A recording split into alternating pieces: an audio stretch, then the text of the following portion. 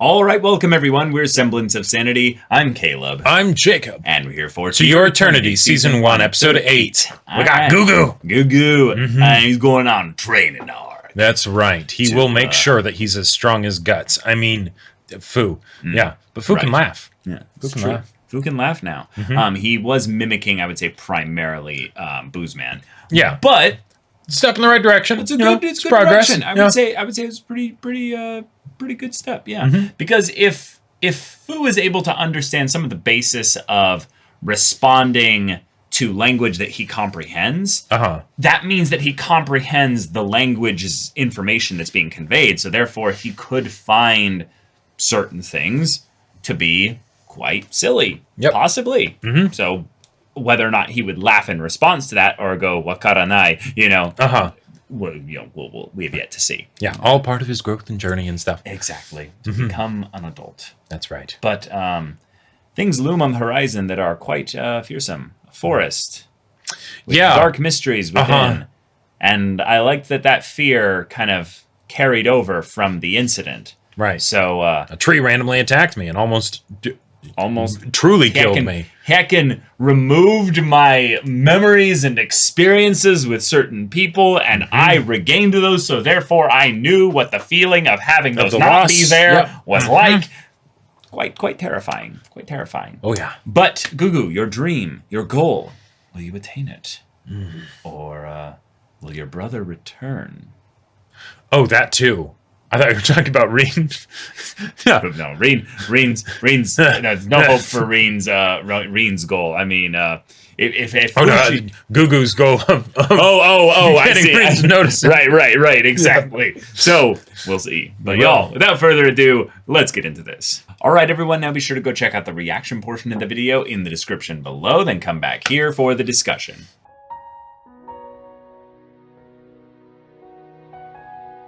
Okay. All right. So Gugu has a bizarre adventure. Yep. He goes off. He abandons the mask, and things don't go well for him. I really loved how he did end up basically kind of reaffirming the old identity of Gugu to the people that he worked with, back in the past. And they were like, "Oh, you? Yeah, sure. Okay. A mask? Okay, we don't really get it, but all right."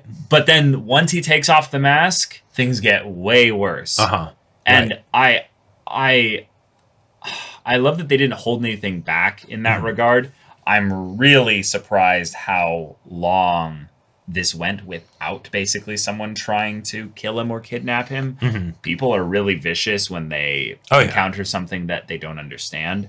And this lack of showing the face and its details, and yet we now know little things that have to be the case because of the fact that there's a container of booze in his belly. Like, as far as just like, this is anime after all. Sure. All right. Yeah. Cool.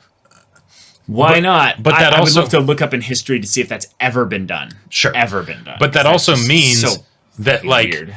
there's wooden things on his face, right? Well, yeah, we know about the nose. At the very least, the nose, right? And that's a good whole point to where they could have a tube that connects to the actual alcohol container.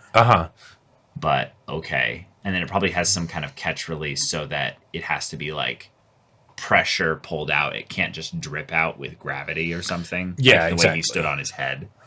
So, okay. But, all right. Okay. Well, shit. All right. That's how he'll breathe fire, though. You know? There you go. He figures out how to I don't know, pump his stomach somehow or do something that then squirts it out. Well, and then that's the thing, is that doesn't have to be Gugu. That can be Fushi. That's true. Yeah. That's true. That's its own thing there, though. But that's a cool little tease for it in the ED. Yep. As far as we can see, though, they're setting up more and more this idea of people that are outcasts in their respective areas that then find ways to interact with Fushi in a way that he kind of connects with them. And they connect with him because, well, it's easy compared to the rest of human society. We saw that with March, we saw that with Pyoran, now we're seeing it here again with Gugu. Right. I am really a fan of this because what it seems to be is that over time, Fu will keep, outliving them and then taking on their forms, and that will be a way of remembering them, holding them close. You know, that time, that experience, that aspect of his journey will always be with us in addition to him. So yeah. We also had something where Gugu then is the one that experiments on Fushi. That was something I didn't expect. That kind of jumped. Yeah. Yeah, but at the same time, it was an interesting choice, because what it does is it makes us see where Gugu is like, could just as easily be the other people that are basically, turning on the monster in front of them, right? And he sees it as being completely harmless, right? And it makes sense because he's young and all of that stuff, and, oh, you've got all these crazy powers, right? So this is no big deal, right? But it's the, oh no, it still hurts, right?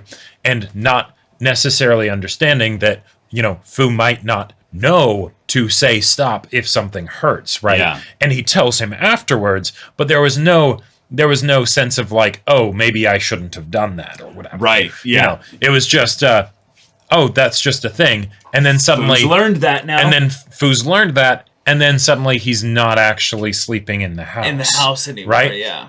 Definitely makes sense. Doesn't feel safe in there all of a sudden. I wonder why. Right? And the fact that then Fu goes after Gugu, right? And ends up being like, hey, right, I need you, right? And Gugu's like, yeah, you're better than a brother.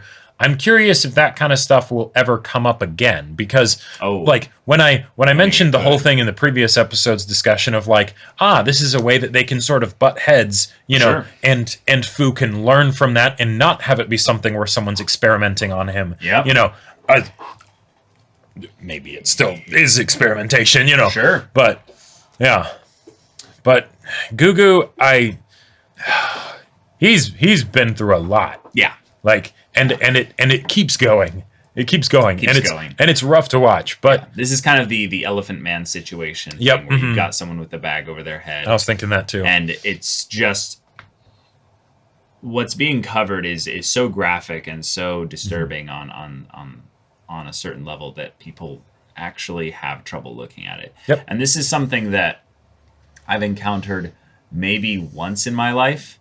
I went to a hospital with some people that were probably around, I think I was around like 12 or 13 at the time. And it was this kind of little like outreach, like kind of help, kind of people kind of thing. And we went to people that were in the hospital just to basically just be like, hey, we're gonna, make you feel better, talk to you. And these were all elderly people. Okay. And pretty much for everyone, they were talkative. They were, just happy to see us. Yeah. I remember particularly getting like not a hug, but like a firm like arm grasp sure. from this older lady, and she like kind of like looked at me like intently with just like this like, I need human connection. Yeah. And I was just like, whoa, this kind of moves me. But there was a room where there was a guy there who had a bunch of tubes in him, like a lot of tubes. And it was just this moment where I looked at where the tubes were going. I looked at what's going on with him. And he just looked to be like already dead, basically. And it wasn't that he looked so disturbing or anything like that. It was just something that I felt sick because I just realized like, what his quality of life must be like, or well, sure, but I think the more accurate response was, I imagined myself living to be an age by which this many tubes need to put in me in those specific areas, and it was this like, no, I'd rather just die. I don't think I'd like that. Yeah. But no, he was responsive. He gave a little bit of like, kind of like a, kind of like, little stuff there. But we weren't able to see him for that long. But I just remember having that moment where I was like, like I felt like the bile come up a little bit. And I was just like, oh, God, I had no idea that was like a response. Because every time I've seen, I would say, like, cruelty in like an image, like humans that are experiencing horrible stuff like starvation or like a horrific disease of some kind, it's always in a picture. It's never actually in front of me. And right? And it is different. It is very different. Yeah. Uh-huh. Yeah. Because that can also be like, sickening as well. Sure. Just to see for the first time. Right. But also you can separate yourself a little bit because you're not that person. You don't know them in that they aren't physically in front of you. Right. Yeah. Yep. Have you ever experienced anything like that? When you mentioned the picture thing, the one that came to mind is the picture of the kid in Africa that's like skin and bones, and there's the vulture watching him like nearby. Oh. Like and it's just sitting like 5-10 feet away. Jeez. And the kid's like trying to like get to, some place where hopefully they'll take care of him, basically. And then you find out that the photographer killed himself, like not too long after taking that picture. And it's like, oh God, I wonder why, right? Like that's probably the most extreme thing that comes to mind of something like that. I can't imagine what that would be like in person in real life and things like that. Especially for kids. That's the thing that why I absolutely that's the thing why I absolutely despise the idea that like the kid is rationalizing it as like, well, this is what the other people are saying versus the you're gross, I can't look at you kind of thing, which is what the littlest of the brothers in that family was kind of like. He just started crying. Right, exactly. Some scary thing you don't understand. Right, exactly. Yeah. But it just saddens me because I can't expect, I would say, that much out of of a kid in that regard. But yeah, we would hope that everyone would be the dad, right? Yeah. But that's not realistic to expect it. No, and I also think that it's ridiculous to assume that the dad wasn't somewhat revolted. Totally. Because it's not that the dad did not feel anything negative. It's that he definitely hesitated when he swallowed it. Yeah. And I think that that's kind of the point of this episode was Fu felt fear about the forest. Sure. But he overcame that and basically showed courage. Right. Which is amazing because he learned that effectively through another person having to deal with the aspect of, well, there's the fear of how people will respond when I take off this mask. But do I need it to live in order to be human? No, I don't. Right. So I'm going to toss it away. I'll bet you there were a dozen times that he wished he had the mask back on when he was dealing with all that stuff. And that was one of the things that I was kind of curious about, and that's also why what you said of the Gugu in the ED is probably Fu is because it has the mask back, right? And while it's possible that like once he goes back to like Boozman, that Boozman's like, okay, we're gonna make you another mask, possibly right? And it's just like, oh, that's what you have to do if you're gonna stay here because the shop's reputation or something like that, right? Did you notice that actually the mask in the OP was different? It's a very different mask. Yeah, and that could just be because it seems like on the side of the head, right? And it did look like it was when he had kind of grown up and stuff, right? But yeah, here it is. Yeah, that's very clearly a different mask. Yeah. Yep.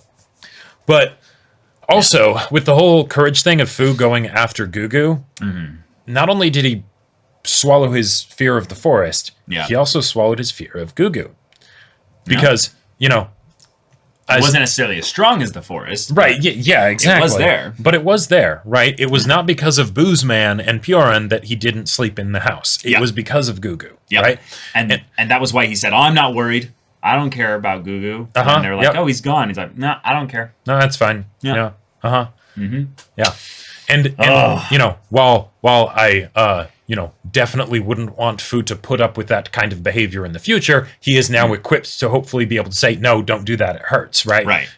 And then there you go. Yeah. But I love that all these disparate little things keep getting brought back up because there was some stuff with March that made kind of its little relevant head pop up. Yeah, like trying to give balls. Yep. Because that's the one other kind of food that it knows about that it can make really easily. And people always seemed so happy to get those. People loved to get those, yeah. But then you have Pioran saying the whole thing of, you need to become human soon, right? The whole thing of, you gotta, meet society's expectations, basically. There's only so long, that Pioran and Boozman will put up with him. Yeah. You know, before they're like, you know what? Yeah. Because really, like, that's the thing. Gugu made it easy. Gugu made it easy, but he was also handling, I would say, like, an enormous amount of the responsibilities around the place. So Fu wasn't necessarily learning, but he was picking up that the role that Gugu played in that house is something that he can't easily replicate. Right.